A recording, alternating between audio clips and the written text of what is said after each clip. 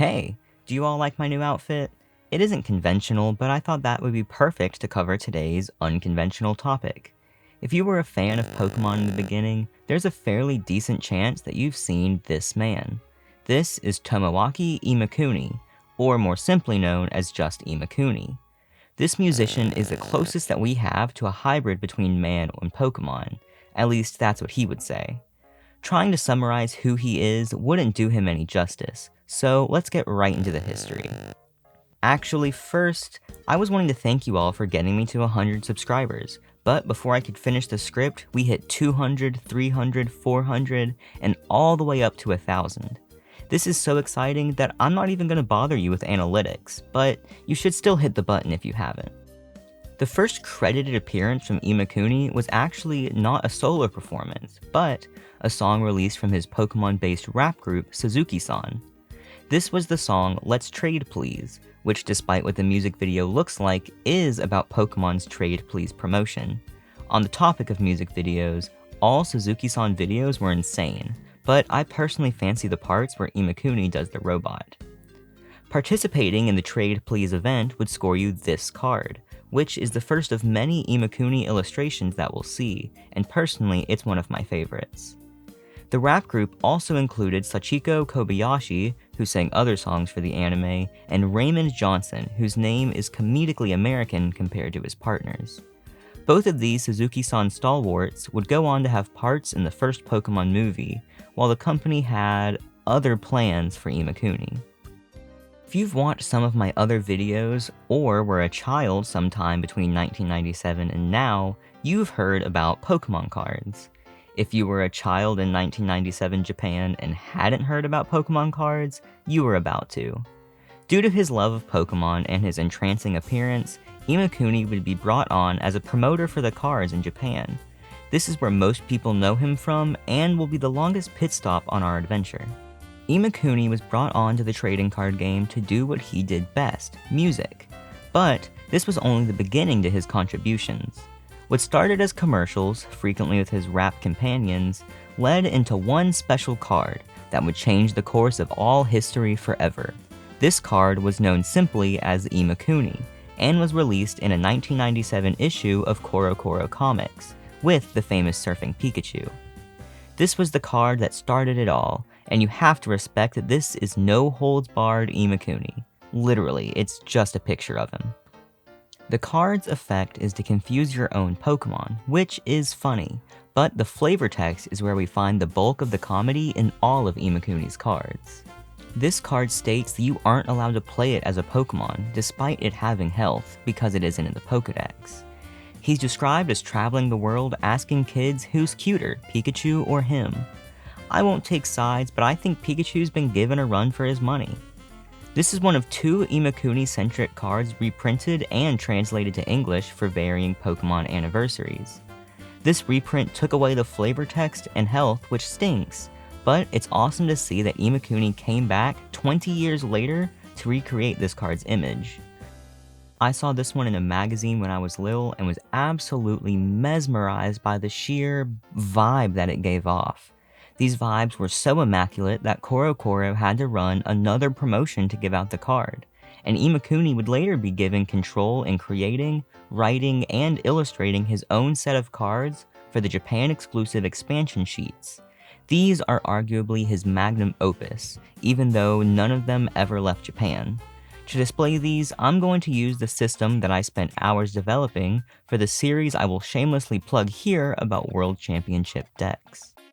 Not to be mistaken with that meme, Lose isn't really a card, barely even a spoof, considering that it looks like no other type of card, but that doesn't take away from its value. The card depicts a hand-drawn Imakuni asking, "Even if you lost, is it really so bad?" Evidently, we're starting this section off pretty philosophically. Imakuni's PC is a pass card, where the player is told that Imakuni has his own PC, where he will rest and look back on memories. Imakuni himself tells us that he is running the Imakuni evolution campaign all by himself, and yet, he still can't evolve. This is funny on its own, but it gets more fun knowing that this card is a parody on the only other past card, Bill's PC, which was part of the currently ongoing Communication Evolution campaign in Japan. In the card Imakumi's Nasty Plot, Imakuni is donning his new devilish red outfit, and with such begins to engage in evil activity, like encouraging the player of this card to remove damage from their Pokémon when the opponent isn't looking.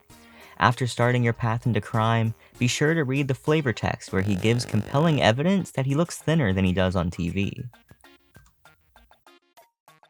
To save you from hearing me read the entire memoir on this card, I'll sum it up by saying that Imakuni is very displeased with how his card has no competitive usage, but, alas, he will continue to use it until the day that it does. This kind of mirrors the friendship themes from the video game. It's kinda beautiful. Speaking of video games, 1 month after the release of these bonus cards, the Pokémon trading card game for the Game Boy Color was released, and as you can guess by my mentioning it, Imakuni was indeed involved. Don't worry though, this man of mayhem wasn't given any design control, not yet at least, but that's getting ahead of myself. When it comes to the 2 Pokémon card game video games, Imakuni was an opponent that the player could find and battle. Of course, he used his famous Imakuni card and would even give it to the player after beating him a certain number of times. Giving the player character a card is not as good as him giving us, the audience, these character portraits. Drawing Imakuni was a lot of fun for the pixel artists, and for manga artists too. This is why he was given not 1, but 2 count 'em, 2 cameos in the Pokémon manga coming out around the time. Heck, the medium of print was so fun that Imakuni himself authored a children's story called Come Out Squirtle for the Pokémon Tales series. How progressive. Strange life form Imakuni from hit video game Pokémon trading card game was so cool that they made him in real life and brought him to the Tropical Mega Battle, which was the 1999 to 2001 equivalent of the World Championships. While he wasn't allowed to compete, much to his dismay, he was able to play friendly matches, sign autographs, and entertain after the event. This was also the final time the Imakuni card would be given out until the reprint 20 years later, but this time it was from Imakuni himself.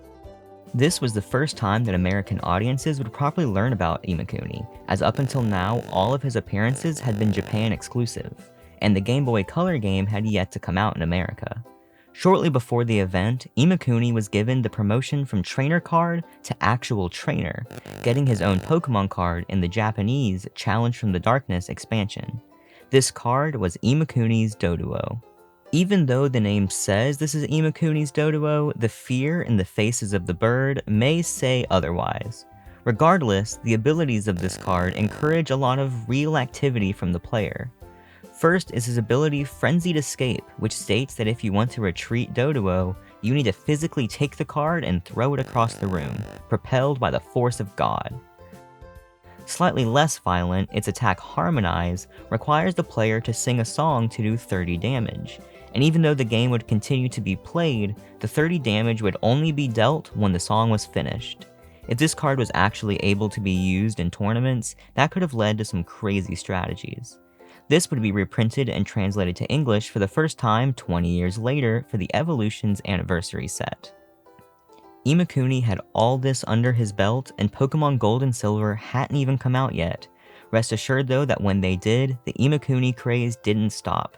Suzuki-san would come back to release the song Can You Name All the Pokémon Neo in 2000, which was the Johto version of their original Can You Name All the Pokémon song. And of course, if you bought the song in stores, you would get the exclusive card Dance Neo Imakuni. This card is a lot like the original Imakuni card, but to his credit, he's gotten a lot stronger. Maybe Neo Imakuni is his version of Super Saiyan. Now, instead of just confusing your Pokemon, he can inflict any status condition, but still only to your own Pokemon. Also, instead of having no set health, we now know that he has 2000. Though this card was sent into print, the Pokemon Company made sure you knew that that was a lie. He still can't be played as a Pokemon. His flavor text says that no matter how much he wants to be a Pokemon or famous, He will only ever be the best at singing "Can You Name All the Pokémon Neo?" Lastly, this was the first ever card to have a character coming out of the frame. Imakuni walked so Pokemon Level X could run. It would be another 2 years until we got an Imakuni card, this time in the form of a parody of the still wildly popular Shining Pokemon. Get it? This card's effect is close to a real card's effect, having both players flip over their prize cards. Where it gets crazy is having the players also turn over their decks. Don't be embarrassed. You get to turn it back over to shuffle, but it goes face up right after. What's most unique about this card is that it fell in the era of cards with e-reader compatibility. Scanning it gave either a Game & Watch game using Imakuni. 1. I have a pocket in my stomach, besides, it's a bit unkempt. 2. I always seem to carry an Imakuni fan club notebook, but still, no one will write in it. 3. I have 4 stomachs like a cow. 5. 4 is an ominous number, so I stopped using it.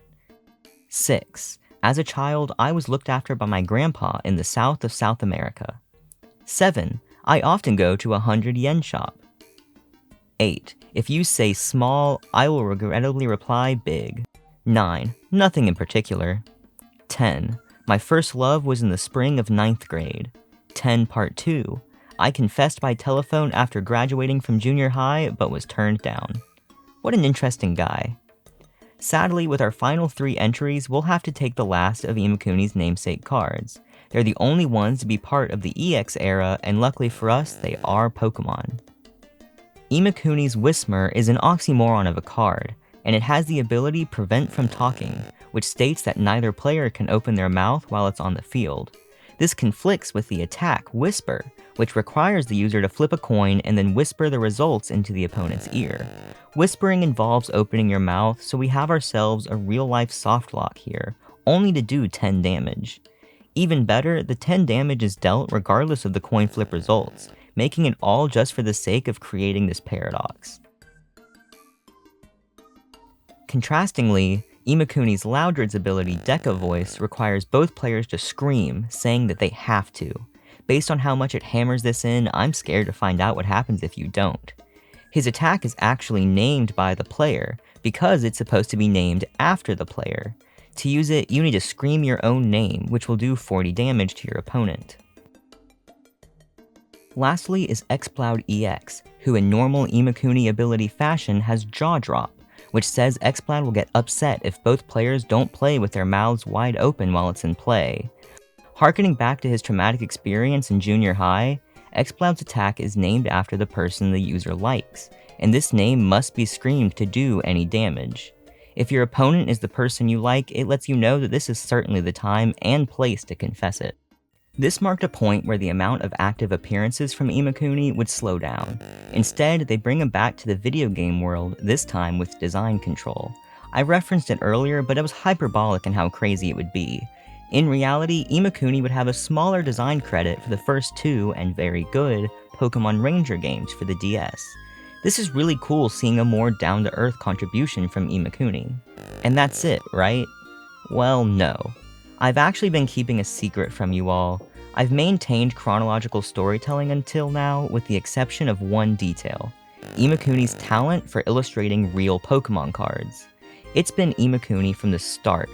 Base set Porygon, Imakuni. This cool Ninetales, Imakuni.